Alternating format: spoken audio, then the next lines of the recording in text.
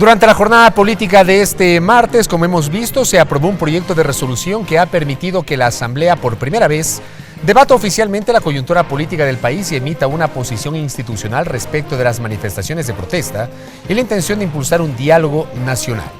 ¿Cuán trascendente resulta esta postura de la función legislativa en las actuales circunstancias? Lo vamos a evaluar en nuestra primera entrevista.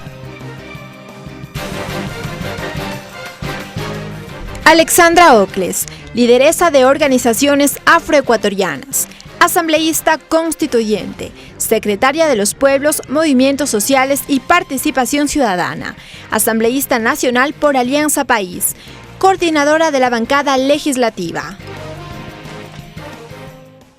Asambleísta Ocles, bienvenida a la televisión legislativa. Gracias a ustedes, un gusto siempre compartir en este espacio. Iniciar con un breve análisis de lo que fue la discusión esta jornada aquí en el Pleno de la Asamblea Nacional y por qué Alianza País vio la necesidad de analizar este proyecto de resolución. Bueno, creo que es uno de los temas que Alianza País ha venido discutiendo en estos últimos meses, dada la coyuntura política. Creíamos que era conveniente poder plantear varios elementos que tengan que ver con la condena a los actos de violencia de los cuales hemos sido testigos en estos días, y a partir de eso también poder acoger este llamado importante que hizo el presidente de la República sobre la convocatoria al diálogo nacional. Lo vemos como una herramienta vital y fundamental en el marco de ir consolidando una agenda nacional que, claro, después de 8 años nos permita, entre otras cosas, poder revisar quizás algunos temas que pueden estar causando malestar a la ciudadanía, que pueden generar, en algunos casos, protesta válida, sin duda, pero también que eso sirva, como decía, de herramienta para la construcción de una agenda nacional que podamos impulsarla desde los distintos sectores y funciones del Estado. Ahora, uno de los temas que se pudo notar durante el debate del día de hoy es que el proyecto que finalmente se aprobó en su texto difiere en muchos aspectos de aquel que originalmente se presentó para el inicio justamente de esta discusión en la Asamblea. Por ejemplo, en parte de los considerandos y en parte de permítame la redundancia, parte resolutiva de este proyecto, se hablaba de grupos de extrema derecha, de intentos desestabilizadores, de alertar a la comunidad internacional, en fin. Y este tipo de términos ya no se los utiliza en el texto final. ¿Qué pasó?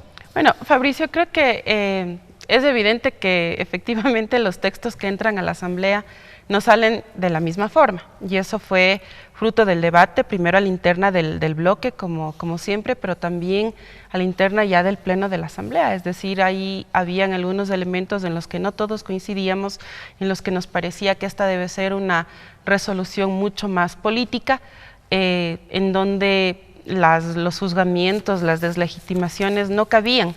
Por tanto, creo que a partir de ese texto lo que hicimos fue plantear un texto también alternativo. ¿Pero por qué no se pensó en eso, en esto que está diciendo en este momento, en un primer momento? Porque me da la impresión, y eso se notó en el debate, que el texto original generó incluso malestar en algún segmento de legisladores durante la jornada de hoy. Claro que sí, yo creo que había, y eso hay que decirlo también, generó malestar quizás, porque a veces también en el fragor de lo que uno va escribiendo y recogiendo, tomando en cuenta la coyuntura, hay varios temas que nos gustaría poner, y decíamos al compañero proponente, es como muy larga y con muchas cosas que no siempre son necesarias en una resolución, y por eso el bloque también discutió hoy en la mañana y planteó como algunos elementos en los cuales se necesitaba hacer énfasis: condenar la violencia, toda forma de violencia, condenar estos actos desestabilizadores, por ejemplo, convocar al diálogo y saber que para nosotros y seguramente también para la bancada de oposición,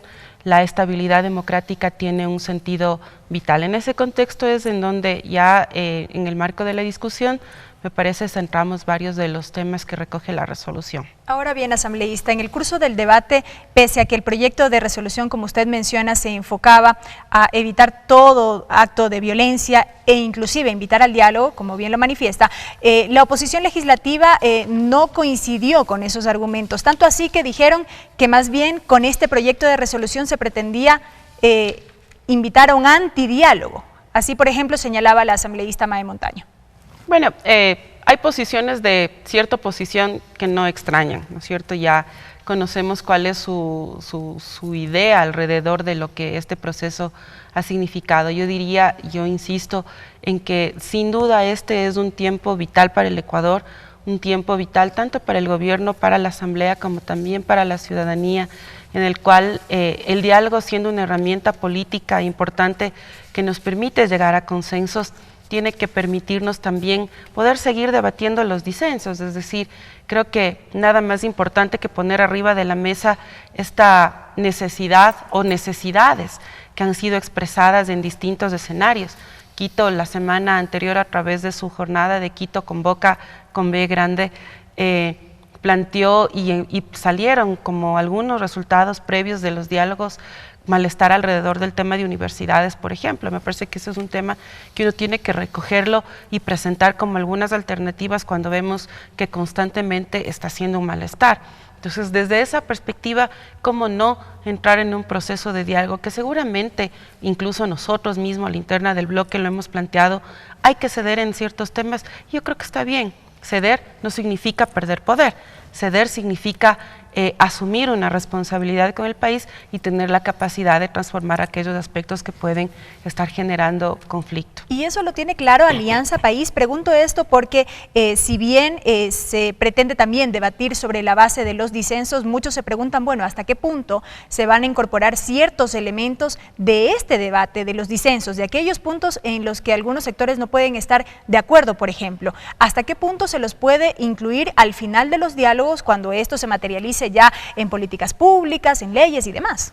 Belkis, yo creo que es uno de los aspectos que en distintas ocasiones los compañeros asambleístas, las compañeras asambleístas han manifestado. Yo mismo le decía hace unos días a compañero Ricardo Patiño que es importante saber cuáles son los elementos a través de los cuales el Ejecutivo efectivamente muestra esta posición abierta y de disponibilidad para tratar algunos temas, porque sin duda los diálogos son eso, es decir, no es llegar a dar instrucciones ni a decir cómo está la situación, también hace falta poder aclarar algunos temas, pero sobre todo escuchar, y cuando uno escucha, la ciudadanía le dice de todo. Hay críticas que son importantes, hay críticas que tienen un contenido como más fuerte y un llamado de atención, y me parece que uno tiene que tener la apertura suficiente como para asumir esos temas.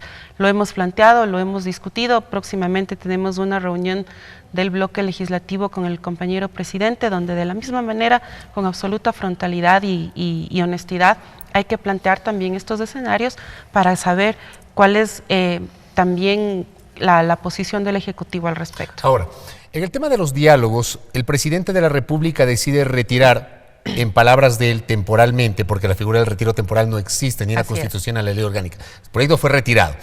En palabras del presidente, temporalmente los proyectos de herencias y de plusvalía inicia pues o da inicio al diálogo nacional.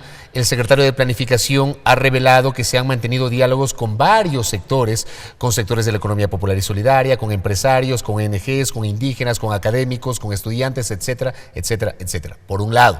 Pero por otro lado, el canciller de la República pide licencia para, durante 2 meses, organizar las bases de Alianza País.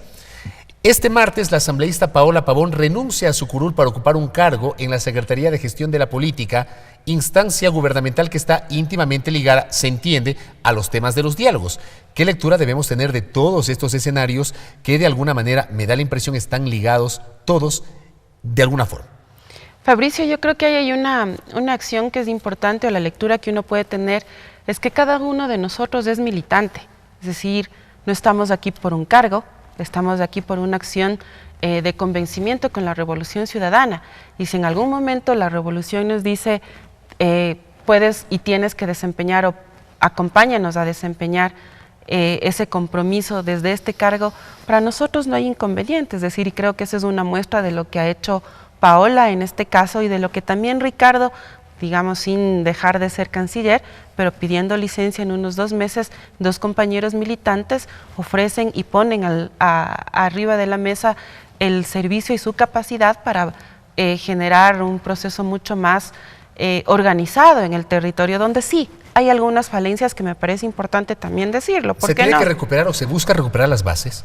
¿Alianza País le dio la espalda a las bases? Le pregunto. No le dio la espalda, Fabricio. ¿Se olvidó de las bases? ¿Qué pasó? No se olvidó. Yo creo que en la vorágine de este proceso a veces podemos marcar como cierta distancia, que ha sido además uno de los reclamos de los militantes, y creo que eso es importante, un llamado de atención absolutamente válido, ¿por qué no? Y en esa medida creo que más bien hay que pensar en estrategias de organización del territorio, que quizás ya no responden a la lógica de los CRCs, por ejemplo.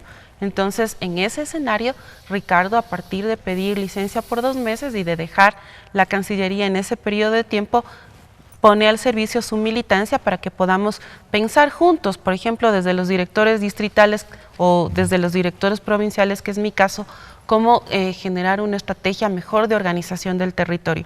Y creo que eso es vital para sostener el proyecto de la Revolución Ciudadana, para también acercar a varias organizaciones sociales que por uno u otro tema se han alejado de este proceso, que siguen mirando con cierta simpatía, pero que tienen muchas cosas que decir, y entonces en este marco de diálogo, ¿por qué no tender esos puentes para acercar a esas organizaciones? Asambleísta, gracias por el tiempo. A ustedes, muchísimas gracias. Alexandra Ocles, asambleísta nacional por Alianza País y parte del grupo de coordinadores de la bancada oficialista en la Asamblea.